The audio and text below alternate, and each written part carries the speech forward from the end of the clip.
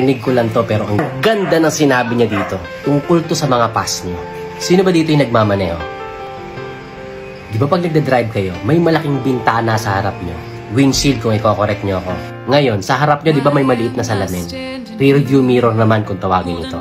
Ngayon, yung bintana sa harap niyo, pinapakita niya kung ano yung nasa harap niyo. Samantalang yung rear view mirror naman, pinapakita kung anong nasa likod niyo. Ngayon, anong mangyayari pag hindi na kayo tumingin ng diretso dun sa harap niyo? Diba sisemplang kayo?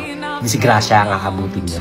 Kasi, yung rear view na nagpapakita ng nasa likuran niyo ay para lang sa reference niyo. Agree ba kayo? Ibig sabihin, mabilis lang ang tingin. Reference lang, quick glance lang, para may idea ka lang kung anong nasa likod mo. Tignan mo lang kung anong pinagdaanan mo. Alalahanin mo lang kung anong lesson ang tinuro sa'yo. Then balik na ulit yung tingin dyan sa harapan mo. Ito yung bagay na magandang laging nasa isip mo about sa nakaraan mo. Babalikan mo lang siya for reference, for lessons learned, pero hindi ka pwedeng magstay doon. Kasi tapos na yun. Wala ka nang magagawa doon. Reference mo na lang yun with capital R. Kung meron ka lang magagawa is yung sa ngayon.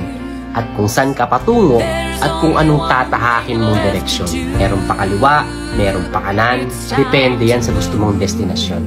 Clear ba tayo doon?